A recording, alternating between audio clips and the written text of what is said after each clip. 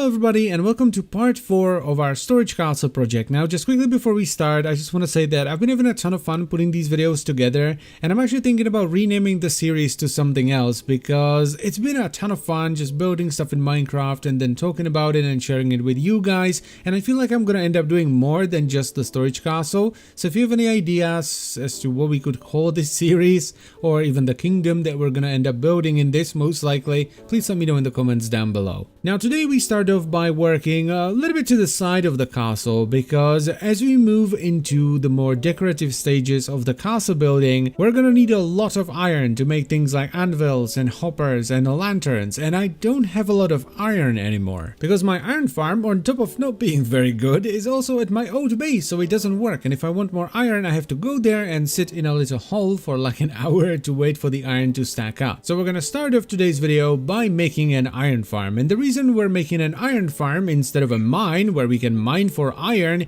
is the amount of iron we're gonna need would basically require me to mine for hours every day just to get enough iron for a single video. However, we're not just gonna make like a big glass box in the sky that spawns iron golems, we're gonna try and make it fit into the kingdom and make it look nice. So the idea I had here is that it was gonna be sort of chiseled into the mountain somewhere close to the castle, and this area was just awesome because it already had sort of like a path leading up to it. So I started off by building the whole thing out of bricks just to make it easier to distinguish where the pillar ends and the mountain begins. But once the main pillars were done, I went through and replaced a lot of them with stone, and I might actually replace even more of them with stone because once again, the idea here is that it was chiseled out of the mountain, but they didn't do it perfectly. So some stone fell out, maybe they cut in too deep here or there, so they had to fix it with bricks. And I'm still not entirely sure if, like in the story of this place, this would be the area they got most of the stone for the castle from by, chiseling this out and digging out this hole,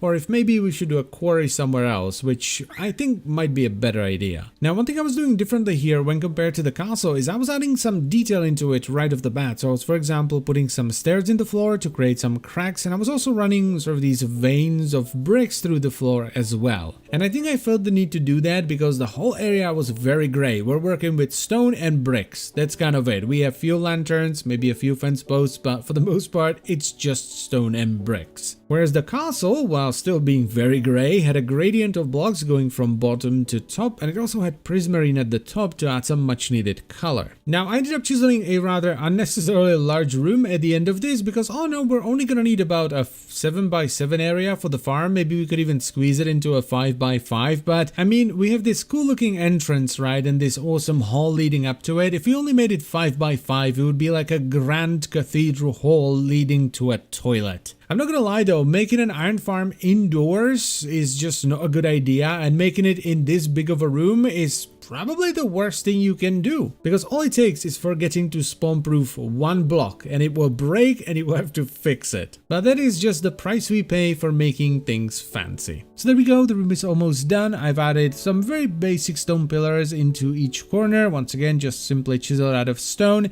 and I've added a bunch of stairs to the ceiling to sort of line it as it cascades upwards. But then came a problem, because I don't know if you've noticed, but there are no villagers around the castle, and the nearest village is about 1,000 blocks away. And we're also living on top of a mountain, and it's much easier to move villagers down than it is to move them up. But after flying around for about an hour going from village to village, I managed to find one that was connected to the mountain range where the castle is via a river. It wasn't perfect, I had to break through a few blocks here and there, but I eventually made it to the mountain range with villager number 1. At this point I had sort of two real choices. I could either keep the villager in the boat and piston him up the mountain block by block, or I could create a quick minecart track temporarily and just use a minecart instead, which is what I ended up doing because, I'm not mad. And for the time being I decided to make a quick impromptu villager breeder that we're actually gonna use for a few things on top of this hill right here, because this way I only need to bring in 2 villagers rather than 3, which is a definite plus plus with the time it takes to get a villager over here, and we're also going to have more villagers available for any future projects. Now for the iron farm, I had to make sure that the entire room was spawn proof, because we're going to be using a zombie to scare the villagers into spawning an iron golem over and over and over again. And if I don't spawn proof the room properly, the golem might just spawn on the floor and kill the zombie, which is not good, because you either have to make sure that the zombie you have there is a zombie that can hold items and give it an item, or you have to name tag it so it doesn't despawn. And you also, for this version of the farm anyway, have to make it sit in a cauldron, which isn't the easiest thing to achieve. So I really had to make sure that the room was spawn proof, and the only place where the iron golems could spawn was the platform above the villagers, which is a water stream that will bring them to lava, which will kill them. Luckily, the pillars were already spawn proof because they were either stairs or bottom slabs, so all I had to do was take out one extra layer of stone and just replace it with slabs. And here, by the way, I'm building the platform where the iron golems will be spawning eventually. Before that can happen though, we need to get a zombie into the cauldron, and this is always just a lot of just maximum circus. Okay, and the way I do it is I usually lure him on top of the cauldron by just running around the cauldron, then I box him in, and then I actually use a fishing rod to push him into the cauldron and place a slab on top of him. Once the zombie was in the cauldron, it was time to put in the villagers, and this is where you have to be really careful. You have to make sure you box the zombie in, because if the villagers see the zombie, not only will they panic and try to run away, but they can also spawn an iron golem, which can then kill the zombie if you didn't spawn proof everything. This is why this farm is usually built in the air, because it's the easiest way to make sure that the golems won't spawn anywhere near the zombie. Now villager number 1 was an absolute boss. I pushed him down in a minecart, he stopped exactly where he needed to, I broke the track, placed the block, broke the minecart, and he jumped in by himself. Villager number 2 on the other hand was not so good, because not only did he glitch out of the breeder and almost got killed by zombies before I got to him, he also decided that a fun thing to do would be to jump face first into lava and die.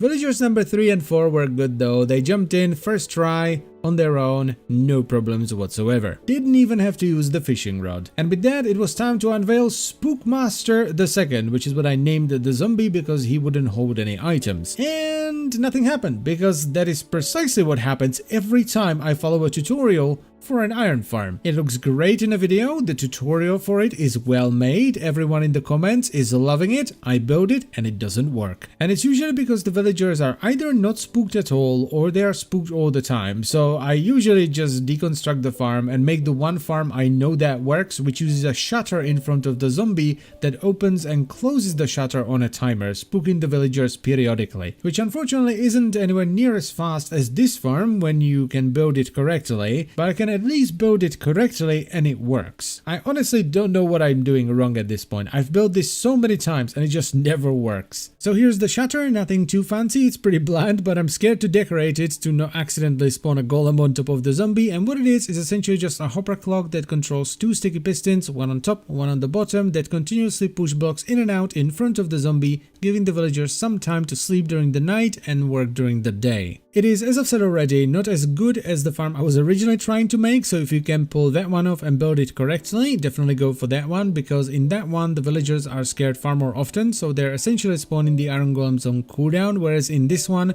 they will most often just spawn the golem whenever the shutter opens, just like they did right now. But I use it because I know how to build it and I know that it works, and it won't stop working after about 20-ish minutes. It just keeps on chugging even though it's a little bit slower. Now unfortunately something went wrong with the replay mod and I couldn't save the clip of me doing this next part, but what I did is I simply connected the winding path that we made yesterday to the entrance of the iron farm, and it started off with the same style.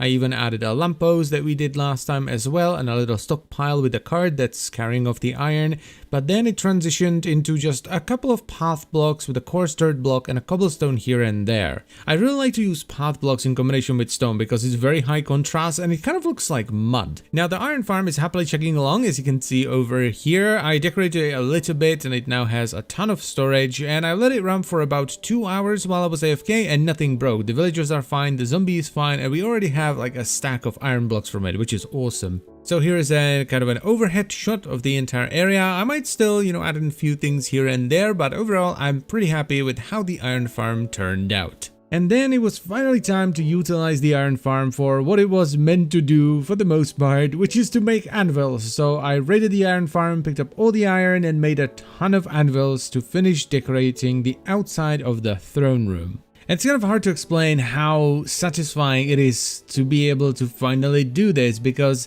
you know, the video has been going for about 10 minutes, which is not too bad. It's, I feel, a bit long, but all in all, I'm pretty happy with how it's going so far. But it is currently 7 o'clock in the evening and I started digging the farm out yesterday. So I pretty much just spent an entire day just to be able to craft a bunch of anvils. Was it worth it? Well, absolutely, because I can now craft anvils, hoppers, rails, whatever, just anything made out of iron, or even put up a beacon whenever I want to. And that is awesome. Plus, in the process of making the iron farm, we also had to make a villager breeder, so we have access to essentially infinite amount of villagers if we want to, meaning that we can start making some shops, so I don't have to like trot through rivers knee deep in water looking for clay if I need bricks. I can just buy them from a mason. Or if I want more bookshelves, I can just get a librarian instead of having to get leather and sugarcane. And trading with the villagers will also give me some XP, which will help me mend some of my tools and my elytra, which is constantly on the verge of breaking, and I have to keep going back to the guardian farm, which is pretty far away, even via the nether. Then I feel it was time to expand the castle once more, though this time around it was going to be a somewhat small expansion for now anyway. Now what I ended up doing was building a bridge right next to the entrance to the castle going over to the mountain peak on the right. Now this is something I always wanted to do, which is why I didn't shave this section of the mountain off and why I didn't build any trees over there. And even though I've already built the bridge, I'm still not sure what I'm gonna build on the mountain peak. I was thinking about a clock tower, so we would have a daylight sensor connected to a village bell, which would chime when it was turning from day to night or from night to day, though I'm not actually sure what the range on the sound from the bell is, so we might not hear the bell when we're anywhere near it, especially since it's going to be up in a tower. Though there is a way around that. We could hide some bells inside the mountain so we could hear it from farther away. Or another option that we could do, which was suggested by Quinton Lurs in the comments of the previous video, was to do a wizard tower on top of there instead. Now the bridge I ended up building here is very similar to the one we've already built. It's just narrower. Instead of being 5 blocks wide, it's only 3 blocks wide,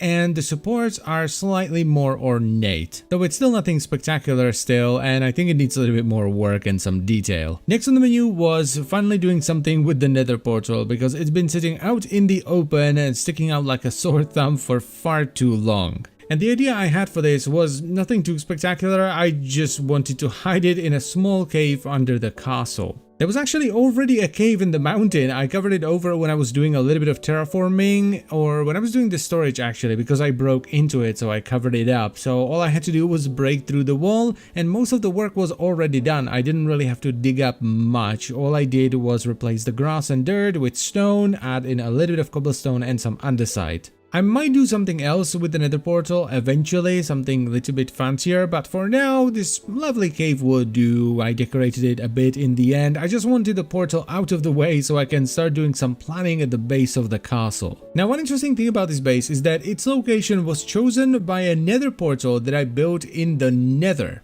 Because what I did is I took a nether fortress, I built a wither farm in it, and then I transformed it into what I call the wither fortress. And that's what started this whole Minecraft video thing, because I documented the whole process. And as I was standing there in the Soul Sand Valley looking at it, I was like, dude, this is awesome. I want this to be like my nether hub or something. And you know, I just sort of shrugged it off, but as I thought about it more, I was like, well, why not? Let's just put down a nether portal and see where it goes. And it ended up here, and as I was looking around, I saw this beautiful mountain and immediately went, oh my god, I want to build a castle on top of that. And here we are, building a castle on top of that very mountain. Now the cave, while mostly done, still needs some work, mainly spawn proofing, because it's very dark and I don't want to be blindsided by a creeper when I'm going into the nether. And with that, I think we are done for today. So I thank you very much for watching. As always guys, I hope you've enjoyed the video, and I will see you some other time.